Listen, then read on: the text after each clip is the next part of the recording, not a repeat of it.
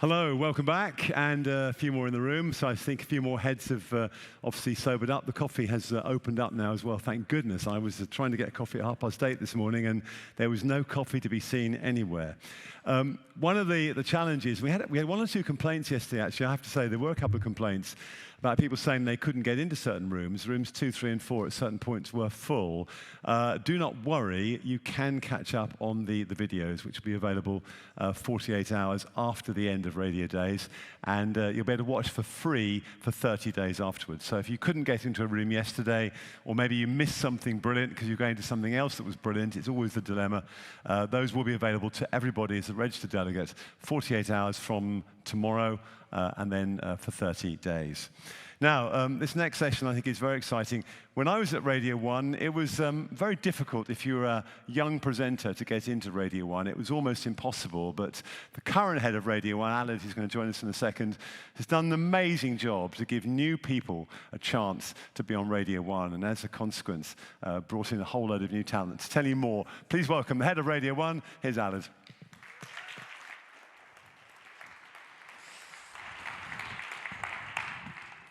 Hello, hello. Yes, I'm Aled Hayden-Jones. I've just learned this is being filmed, so I will keep my language clean for you today. I'm really pleased to be here this week. I've really enjoyed listening to some of the sessions, so thank you very much for the invite for me to be here. So yeah, I'm here this morning to talk about finding and developing new talent. I'm going to talk for a bit, but I'd really like to hear your questions if you have any. So as you're hearing the session, please have a think about if there's anything I can do to help with your station or the situation you find yourself in, and I'll give you a moment to ask those questions at the end. For a bit of context, for those who don't know, Radio 1 is the BBC's youth radio station. We're license fee funded. We have a quarter of 15 to 24-year-olds in the UK who listen to us every week. In fact, 16% of all radio hours for that age group is given to Radio 1, which is amazing. The most common age for our listeners is 23. However, in addition to being a youth station, we're also focused on new music. And as we all know, you don't have to be young to enjoy new music. So we also have a lot of other listeners who might be older than 23. That gives us 9 million listeners every week and over 13 million listeners over a course of a few weeks, which kind of just shows you how big the station is. I tell you this not to show off, although maybe a little bit, but also because I'm very proud of what we do and very proud about what I'm going to share with you in this session today. We put a lot of hard work into finding the next talent that comes into Radio 1. And I want you to realize just how hard it is to do without messing anything up, because there's a lot of listeners to Radio 1. So you really want to make sure that if you put new talent on air, that you do it in the right way. Because as we all know, radio is a habitual medium, and the big numbers come from people choosing to listen to your station week in, week out, hearing the presenters they enjoy. So there is a real risk to bringing in new talent if you get it wrong. So I'm going to show you a little video of Radio 1. Yes, it's glossy and it shows you what we do, but more importantly, notice the presenting talent that we've got in the video and how we use them. Let's go. Up close with Clara and Fo right here sitting next to me. Ed Sheeran performing live. This song's a bit of a banger. Hi. You are about to watch Royal Blood for Radio 1's big weekend. So let's do it. I'm finally out. Come on, buddy. You did it. She's back. Nothing's changed. This is officially a stitch-up. I can't swear because it's the One Show. This is Calvin Harris, and I'm going to answer your gardening questions. How could you be mean to Mary Poppins? It's going to be a banger pop, and everybody's going to love it, and you guys are going to play it 3 times a day. Future Soul. How do you say it? What's your, tagline? Radio 1's Future Soul. See? And you got the driving test for the video shoot, you know what I'm saying? That's commitment. Straight up. Tiffany Calver. Oh, it's been spotted. I'm an attention seeker, so I've just been embracing it. Back home, I got to learn who I am. I'm like a child of BBC music, like curation and care. We're going to raise a huge amount of money. Which one of Little Mix was late for this interview because she was having a poo? Steve. Superfan. Jerry. Happy ending. I'll tell you something else people get confused about. Where your wee from? Right, that was my next question. Where does the wee come out? Ariel, what have we got? Thank you to you and your generosity. Never underestimate the power of positivity. You don't see yourselves as heroes, but you are. That's why you're part of the Teen Hero Awards. That's why you're here. It's because we all want to thank you. No, he's my guy. He's my favorite. What advice are you going to give the next James Bond? Don't be shit. Do your Peter Parker. Singing. God, it's magic, isn't it? It is. It really is. You and McVicker, tell me something good. No! And you've got something, yes! Pete Tong, and welcome to the world-famous Essential Mix. Moments of escapism are super important, especially like in the last 18 months we've had. We've been more open with you, you've been more open with us, and, you know, I felt like we were there for each other. If you like the music, you gotta get up and dance. What do you think's the most relaxing sound in the world? I think it's this.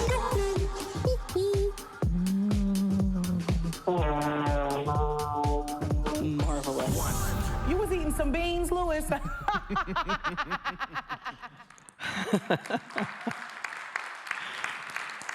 mean, I love the station, but it does feel like it's quite manic at times, as you can see from that video. So with all this risk and millions of people listening and watching, why do we still take this risk with new presenters? And the answer is we have to stay relevant to our target audience. As much it would be the most terrifying thing in the world, and it'd be really tempting just to say, we've got some great presenters here on the network, let's leave them where they are if they're working. For us at Radio 1, that would begin a slow, dangerous, ticking time bomb. Our presenters would age with their audience, and without much fanfare, we'd quietly start losing our connection with the youngest end of our demographics. Now, I'm not saying if you're an older presenter, you can't broadcast to a youth audience. You try telling Pete Tong he's not relevant for a young audience. That ain't happening, obviously. That isn't the case. But it's about reflecting young cultural references.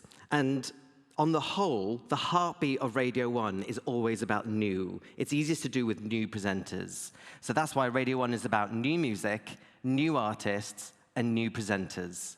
For the music industry, for the radio industry, and for the audience. And when you look for new presenters, there are some things that I think are really important to do. You need to cast the net wide.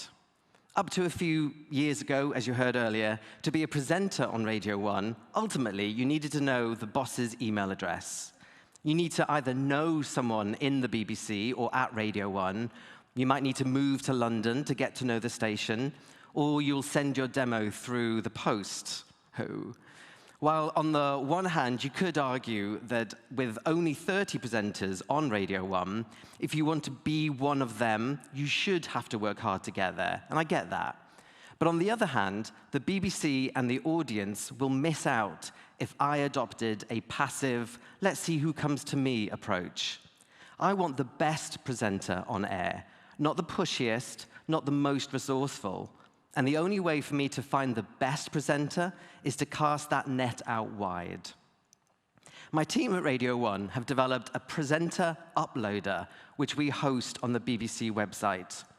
Using this, we launched a stupidly ambitious initiative where we let all the Radio 1 presenters take a week off between Christmas and New Year, and we'd repopulate the entire schedule with brand new presenters for a week on Radio 1. Using the uploader, we'd encourage anyone who does any form of radio, whether that's community, student, local, or hospital radio, across the whole UK, to upload their demo to us. We then listen to all of them and choose 30-odd presenters to be on air during that time.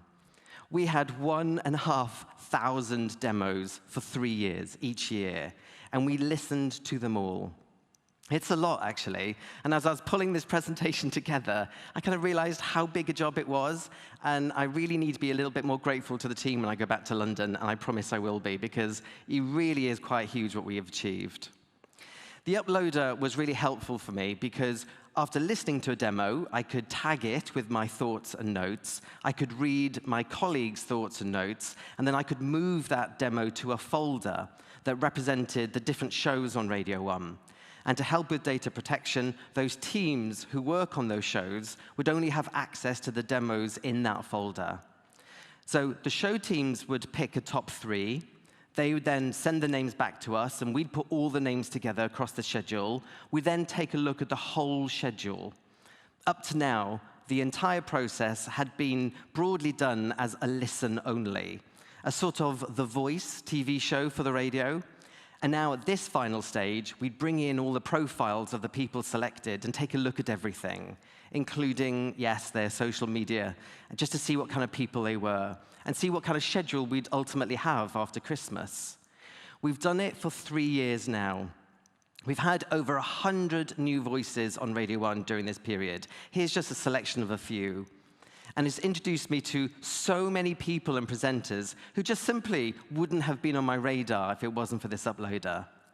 Many of these presenters have now progressed to either getting a full-time show on Radio 1, somewhere else in the BBC, or even on commercial radio in the UK. More importantly, for me, it's giving me the most amazing snapshot of who's out there and what new young radio presenter is coming through across the whole UK, which is invaluable. The BBC wants to reflect as much of the UK as possible, make sure we're not just London-centric. And this initiative and the Radio 1 Presenter Uploader has been instrumental in helping me do that authentically, knowing who's out there and who's right for Radio 1 and which show. I'm so passionate about how much of a game changer this is that I'm so proud of the presenter demo uploader that I'm pleased to say that I can publicly announce here right now in Radio Days that Radio 1 and the BBC, in partnership with the Radio Academy, will be sharing the uploader with the whole of the UK youth radio industry. The Radio Academy will host the front page of the presenter uploader centrally, so that as a radio industry, we can all point our new talent to that website. And then when they get there, they'll be able to list the whole UK radio stations, the whole youth UK radio stations, and to select from. They can then upload their demo directly to that radio station. No need to find out everyone's email addresses. No need to move to live next door to that radio station in the hope you'll get noticed. And you'll have direct access to the people who matter at the BBC and in commercial radio. We're at the very beginning of this journey, but the Radio Academy are on board. I've reached out to the whole radio industry, and there's been some promising conversations already, with Bauer, News UK, and Fun Kids Radio going really well. The ambition will be to launch this in the autumn. Anyway, back to what we do at Radio 1, and it's all very well and good to, excuse me, I have just lost my slides. It's all very well and good to say there's a really good process in place, but who should you attract when that process works? And for me, it's really important to recruit a diverse range of people. Again, this might be unique to Radio 1, but I think Radio 1 is strongest when there's a diverse range of people, talent, perspective, and skill set. And this works on many fronts. For talent, I often think of our presenter talent like a Marvel Avengers. The big films, the big stories involve a strong cast of heroes who complement each other's skill sets that create a more holistic approach. This is literally how I see our presenters. If all our presenters had the same skill set, the same superpower, Radio 1 would be quite one note as a station. Having a range of talents and personalities, now you're describing a talented family of presenters that can fight evil, but that's another bonus thing to have. We did some research about Radio 1, and the top 3 things, the top 3 most positive statements of all that came back from our audience were about our presenters, which made me very proud. Out of everything about Radio 1, they chose showcases talent that represents the diversity of the UK, is a brand I trust, thanks to the presenters, and literally, they have the best presenters. My heart, I sang. So out of the presenters I have, I tend to focus all the presenters into 5 categories. This is an exhaustive list, but this is how I work. So everyone who comes to Radio 1 has a passion about music. It's a music station, of course you've got to have that. But one of the categories is music specialisms. Is it a particular genre they're experts in? Or have they come from the music industry? Do they write a blog? Or do they have a YouTube channel? Or whoever? So they get attracted because of the music. We need radio experts. Because, of course, it's Radio 1, and I'd love Radio 1 to have the aspirational standards for the radio industry. And you can't do that unless you've got people who just live and breathe radio. We want personality presenters. They could be comedians, they could have a YouTube channel, they could even just be someone who can just tell a good story and win you over with that story. Then there's the brand new talent into Radio 1, because we're paid by the license fee, we're public service, this is part of our job. So the demo uploader does it, but also we're very close with student radio to see who's coming through the industry. And then the 5th category for me are famous people. You can't deny it. Radio 1 is famous, it's a big station, and if you can have fame as part of that mix, that benefits everyone. They could be from the TV, they could be from social media, they could simply be influencers, as long as they're good at radio. They have to be able to do that. What I will add here, I'm going off script a little bit, I will add, that category is probably the hardest. I was talking to Helen, who runs Radio 2, only about this last night, and you want fame, but who is famous for 15 to 24-year-olds? That's not actually as easy an answer to give, because most people become famous after they've grown up a bit and have a lot more of an industry. So if you're targeting an older audience, it's much easier to know who the famous people are. So you've really got to go out of your way to just understand young people's interests, to find out who they think is famous. Who is famous to them may not be who's famous to you, so it's important to listen. Perspectives. I also want to talk about different perspectives from our presenters. I think it's really important we reflect our audience. The fact we're working at Radio 1 already puts us at a disadvantage on this front. It's really hard to achieve the job of getting to Radio 1. The demand is so great to achieve it, it means you've had to be very dedicated to the cause just to get into the building. You probably live and breathe music and radio. You probably moved to London or Salford, the 2 of the biggest BBC centres. You probably have the bank of mum and dad helping you freelance in the industry or get work experience. This means you are not the audience. Our production teams are not the audience. Our presenters are not. Management is not. You may look at your age or demographic and think you are, but we're very privileged to have access now that we're in the media industry. We listen to our output differently to our audience, and we make radio often through our passions rather than what we should be doing, which is to make radio that our audience actually want. So anything I can do to help level that playing field and have more people from across the UK, outside of radio, from all different backgrounds and experiences on air, the better. Here's a frightening fact. As Radio 1's target audience is 15 to 24-year-olds, it means our entire target audience are in the Gen Z category. The youngest was born in 2007. The same year as the iPhone was launched, SoundCloud was launched, Netflix and iPlayer started streaming. So YouTube, Facebook, social media, and Spotify, they'd already been invented. They were around before they were even born. This means our audience have never known media that isn't personalized and tailored to them. Whenever they open an app, they get exactly what they want. Well, we're broadcasters. We can't be all things to all people. So for us at Radio 1, I choose, to the best of our ability, for our target audience to hear themselves reflected back at them with their interests every time they tune into Radio 1. So regular new presenters in a constantly evolving fashion is the best way, I think, to achieve that. So after all of that, after the presenter is picked and piloted and selected and depped, and they finally get the Radio 1 contract, I often get the feeling that the presenters feel like they've made it, like they've arrived, like almost like they can put their feet up because it means they've now achieved a particular standard and they're now classed as good presenters and can relax. No. Me and my team will be developing these presenters' style, skill set, and shows until the very day they leave. Because none of us are the finished article. It's impossible that any of us get to the point where we have nothing left to develop and learn, and presenters are no different. So finally this morning, I'd like to talk about the development that we do with our presenters at Radio 1, from the point of hello right through to the unfortunate goodbye.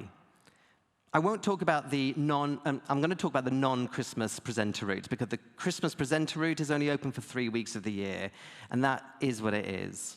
But outside of those 3 weeks, like many of you, I'm sure, I just get a lot of demos. So stage 1 begins with the demo. I've got this mad Minority Report style overview of who's out there in the industry, filing them away in my head until I have a slot that comes up on Radio 1. At that point, the question is said either loudly or in my head, okay, who's right for this opportunity? So while I have this overview of people in the industry wanting to get them on Radio 1, I'm putting them into categories as I hear their demos. That doesn't sound very nice, but unfortunately it's true.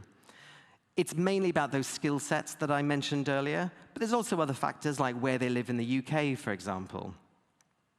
So at this point of receiving the demo, where I can, and that's difficult if you get a lot of demos, where I can, I'll give them a little bit of feedback on what I'd like them to do to help me make the decision in the future that means I pick them. Or maybe I'll just tell them what I'd like to hear them improve on. Then, if they're amongst the chosen few, I'll ask them to come in to do a pilot in the studio using our producers. This is normally when you can really tell, because you'll be using your equipment, your music, your teams, and your content. And at that point, I'll be able to give very specific feedback about what I'd like them to be working on next. In some rare circumstances, it has happened, the pilots are so good that I've just had to be really honest to them and say, it's now just a waiting game and a lot of luck. Good luck. With 30 presenters on air, sometimes it works out for new presenters, but sadly, more often than not, it doesn't. To help with that, I've created a new slot on air, which has been really useful. I've given over the Friday early breakfast slot to new presenters, or people that I'd just like to hear on Radio 1 to hear how they sound. They get a month at a time. It started in January 2021, which means we've had 18 new presenters have the opportunity of doing a month of Friday early breakfast already. And then only last week, we announced our latest 4 who will broadcast between July and October.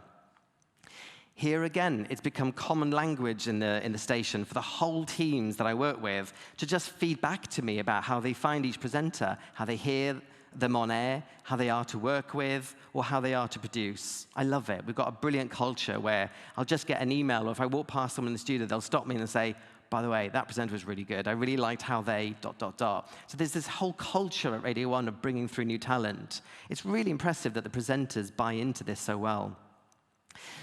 And what I try and do is, if they've got this month experience, I try and call them the week running up to their first show, just to refocus their mind and make sure they know what success does look like.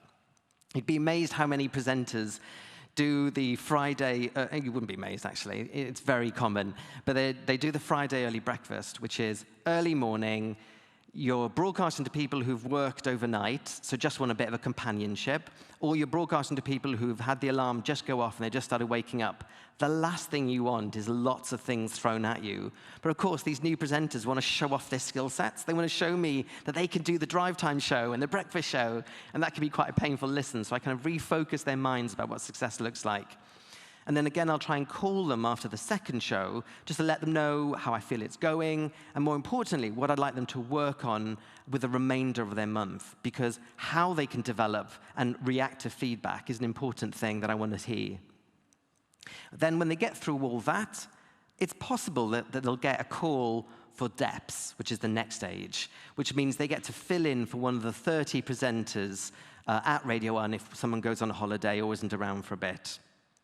I try and put these presenters I'm considering in a few slots so that a few producers will work with them, and also I'll get to hear how they sound in different shows to get a fully rounded view of what they're like as presenters. And then, finally, maybe, just maybe, when one of our presenters leave, they get a call from me where I get to offer them the contract and invite them to join the family of Radio 1 presenters.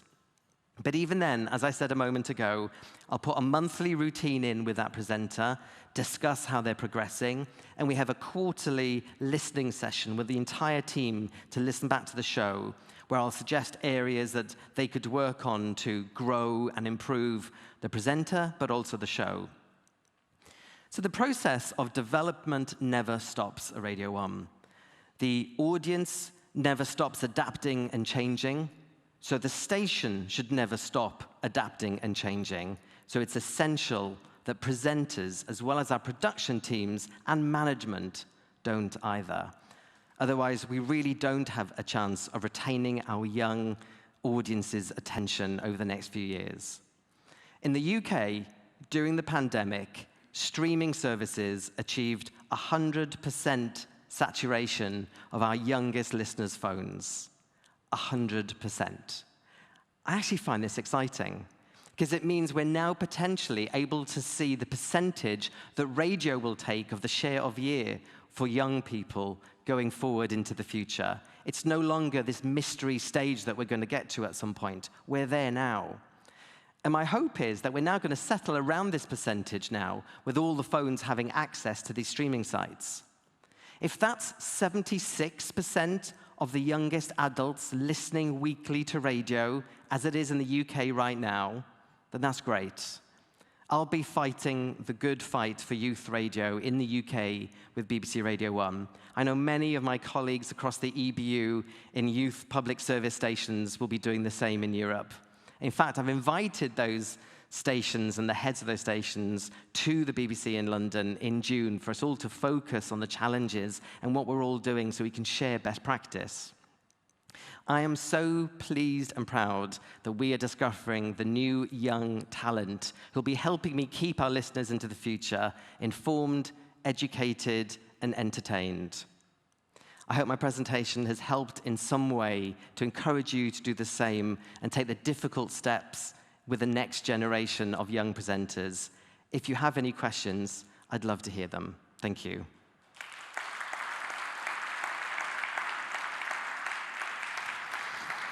Okay, we've got Matilda on the mic. Gentleman here in the front, please be nice. First question. Dom Chambers, I do define nice, so we're in good territory. Aled, this is absolutely incredible. I have a personal reason for welcoming this range of initiatives because Paul mentioned earlier that when he was at Radio 1, it was very difficult to get into Radio 1. And I have to say to Paul now, to congratulate him on his levels of creativity, dexterity, and indeed politeness in articulating the word no. I'm the guy who facilitated the training environment for Seb Bailey to develop his confidence and skills, which has led to the takeover thing, and I think you're giving him ongoing work. So that's amazing. It's amazing for him and well merited, along with all the other talent that you're bringing in. You've been very clear on how you support people into Radio 1. The barriers to entry are, as you're establishing, much lower, and it's incredible how you're doing this. You've articulated how you look after their professional development. Your personal intervention is impressive, I would say.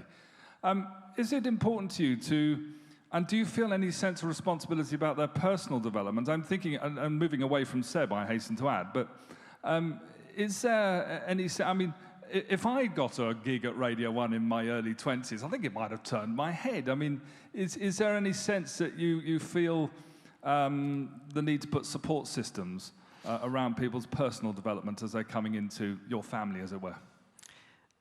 Excellent question. It is very hard. And actually, a friend of ours who is an agent in the UK was working with me on one of the first few presenters that went out on Radio 1. And I think I had a rude awakening when he was like, he had one of those phone calls with me, which was, you just need to, sort of woke me up to that very fact, because we're in this lane with 10 million listeners, you're focused on professionals working, and it is another ball game if you're taking brand new presenters who, their socials could have a few hundred followers. They still use their socials as a communication tool between them and their friends, rather than see it as broadcasting, which a presenter who has built a career for themselves in the public eye would have done. So I've had to learn fast, the hard way, actually, your very point. And I think that's a very good thing to highlight, which is you do need to take extra care with our presenters, talk to them about what's about to happen to them, things they need to be careful about. There's also a very big thing in the UK at the moment about the BBC being impartial. And when you're a professional broadcaster, you absolutely understand what impartiality means. But if you're young and new and coming up, the world is very right and wrong, you know? So there's a lot of extra work that needs to go into ensuring that they are protected and understand. So that does increase the workload. I can't take credit for all of it, though, because we're very lucky with the license fee that our teams are well supported, and I have an editor and a producer who looks after new talent as well, and the three of us do go out of our way to make sure that they are cared for. We don't always get it right, and there could be more to do, but it's a work in progress, as you can see. So thank you for the point. We'll keep focusing on that. Hey. An undoubtedly difficult question coming now from Roy. Stuart Clarkson from Radio Today. You mentioned about your presenters needing to connect with your audiences and being relevant to your youth audiences. Of your presenters, you've got Scott Mills, who's in his 40s, you've got Pete Tong, who's in his 60s, you've got Annie Nightingale, who's in her 80s. I don't think she'd appreciate you saying that out loud, but it's true. It's true. And clearly you think that they connect with your audience, and they do. In terms of the new presenters you're bringing in, would you bring somebody in their 40s, 50s, 60s, 80s, if they demonstrated a connection with the youth audience as those three that you've got on air do? Or are you only interested in bringing in new presenters who are the age of your demographic? I brought in Ricky Belvin and Charlie into Radio 1, who were mid to late 30s when they came in, and I brought them in because they are tried and tested and had a huge track record of just understanding what young people want. So I'm happy to bring in people who are not at the start of their career. It is it's a higher bar to overcome to sort of impress me of that knowledge if there are so many factors around someone.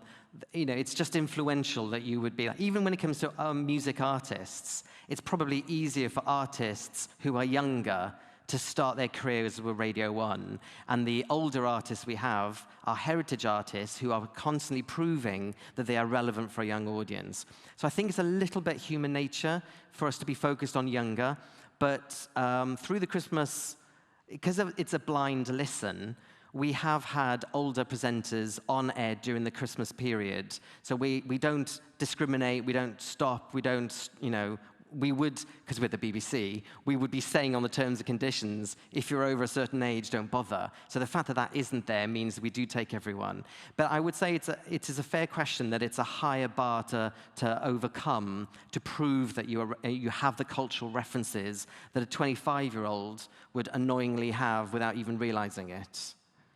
I hope that answers. Next question, yes. By the way, Scott Mills. I think he's the best example of this. Annie and Pete can do it effortlessly because the content they manage is just young. So dance music and trap music, it's just going to attract a younger audience. So I think out of those three, the star there is Scott, because there is so much content in his show. He is selecting the TikTok things to talk about, the the celebrity stories to share, the language he uses when he's talking to Chris Stark in the show. Those are effortless things he is doing that just keeps him sounding younger than his age allows. And that's a skill set. So Scott is welcome for as long as he wants to on Radio 1. Yes. Hi, this is Søren from Danish Radio P3. So you only have 30 jobs for presenters, and you need a constant flow of new talent. What do you do to help the old presenters move on and grow out of Radio 1? Do you work strategically with that as part of a BBC ecosystem of presenters? Yes, and 2 years ago, I could not have answered that question as a yes. Right in front of you is a lady called Helen. She's the head of Radio 2. BBC Music has transformed in the last 2 years by our boss, Lorna. And it used to be that, as I'm sure there are many public service stations across Europe, you form in your islands because you know your audience and you have your lane. And actually, I don't think Radio 1 and Radio 2 spoke very much before 2 years ago. There was a huge amount of mutual respect there, but we didn't really work together. And with Lorna taking over 2 years ago, she said from the outset that this is her team, and she looks after 1Extra, Radio 1, Asia Network, 6 Music, and Radio 2, and we all sit at a top table together every Tuesday, every Friday. Helen and I have been hanging out here at the Radiodays together, and she's fostered this relationship between the stations and the bosses, which means, yeah, we have now been able to talk across stations. There's less rivalry there, which means if I have a presenter that I'm thinking is nearing the second half or the final part of their lifespan at Radio 1, I'll have that conversation with the presenters to be as respectful as possible and ask them where do they want to go, and then I will connect them with the people in that area of the BBC, whether that's local radio, 5 Live, but the most successful has been people in the area that we work in on Radio 2 and 6 Music. So back to Scott Mills, who is going to be a great example for many of the questions I get here today. He does a youthful show on Radio 1 about music and pop culture. He does a show on 5 Live, again about entertainment, but that's traditionally a news and sports station. And he deps on Helen's Radio 2 channel because there are people who've left Radio 1 over the last 10 years that still love that kind of content and those presenters. So Scott does really well on that station. And he can only do that because of our close working relationships. Radio 2, if you think Radio 1 has only got 30 presenters, Radio 2 is even slower to churn because it makes sense. You have a longer period of time at Radio 2. So it won't be the answer to all our presenters, but where we can, we will do that. And BBC TV as well. They're also, the next step is for us to bring TV in. Can I help with any more questions? Anything about your stations that you might want to ask? There's a lady down here in the front. Probably shouldn't use pronouns now, should I? Hi, my name is Annika. I'm from Berlin, from one of the biggest private radio stations.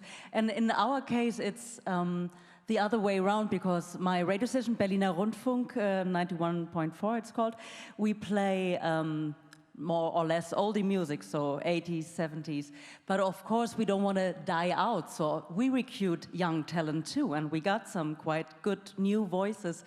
And the problem is that, they have to be authentic, but still represent the older music styles and talk to more or less older listeners. So, my question would be, do you have any tips for that? Because it's like the other way around. What you look for, the youngest possible connection, and we have to kind of, the trick is to let them be authentic and still connect with the listeners, you know? That's a real challenge with us. So what's your priority? Is it the most listeners, which I suspect if you're a private station it probably is, or is it about having younger listeners? Well, it's two. We want to stay young, and and that works quite well. We are now the biggest private station, and it's also getting younger, so that works. Yeah, I think there is a way of doing both. Like, we have so many over 23-year-olds who listen to Radio 1 that what we've decided to do is to say, let's be as good as possible for 15 to 24-year-olds. And over the 50 years that Radio 1's existed, Radio 1's tried doing that in different ways. I personally don't want to tell anyone to stop listening, so that if they're 90 or 40 or 30, then I want to respect the fact they want to listen to our station.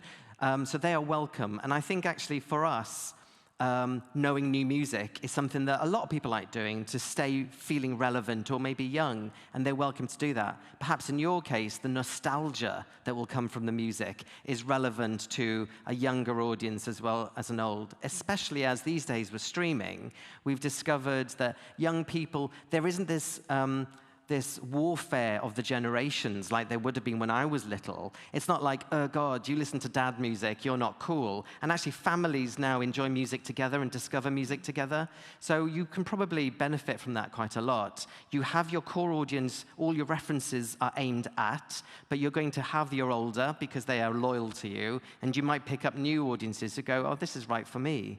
So I think there's a way of doing it, so good luck with that. Thank you very much. Right next to you, actually, gentleman. Hi. Thank you. Hi, my name is Christian. I'm from Montreal, Canada. We represent a group of 37 local radio French broadcasts. I have a question with did you have any bad experience or with those new hosts who can get really nervous or impressed and have a meltdown on the air? And how did you manage it? We put things in place. So at Christmas, we create mixes that allow small talk pockets of about 20 seconds. And we talk to all the production teams about what we do if the presenter walks in and just freaks out.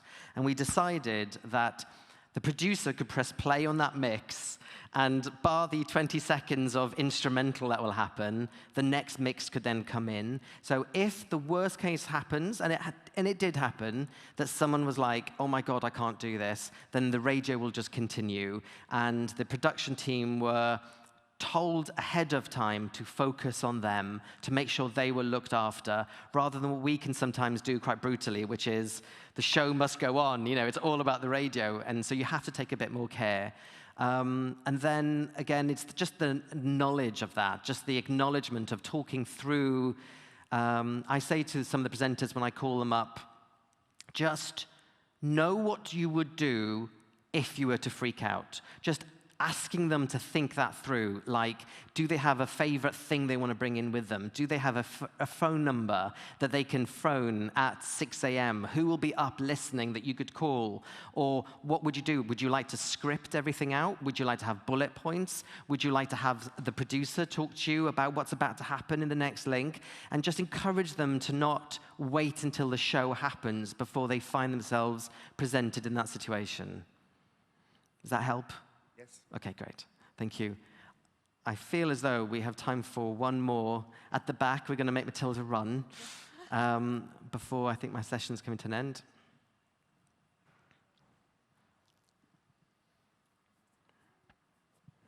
Thank you. Hi, Tomasz, Radio 1, Slovenia. I have just one question. What you do with all this talent, because you teach them. They're going through all this school. You're giving a great effort. You're giving a great opportunity to teach from the best, and then you don't have the place to put in the radio. You get it some talent which you're after Friday morning. We said, hey, this one is good, but then you don't have the place to put it in the program. So how you convince them that, hey, be here and wait, or what we're doing in this time that we wait for their opportunity to be on the program, or we just leave to other station? It's definitely a problem. By fixing one problem, which is do as you've always done, and you'll get as you've always got. You know, we wanted to change how we did this, so we found new people. You have created a few new problems, and that's definitely one of them, which is now, I'm there, a kid in a sweet factory with like so many sweets I'm going to try, and I just love them all, and I just want them all on the network. I could literally create 2 or 3 Radio 1s with so many presenters that I've got. Unfortunately, I'm not going to get that from the government. So I have had to be pragmatic about it. The radio industry is small, and one of the graphs I thought I might do if I had the time, and I haven't, so I haven't done it, but was to see where all the 100 presenters have gone.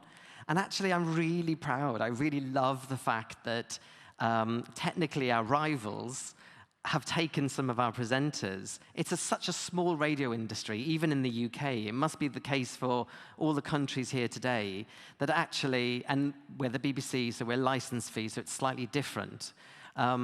But I do love the fact that they will be out in the industry helping pop-up stations that are being spun out, like one that happened recently, which was Virgin Pride.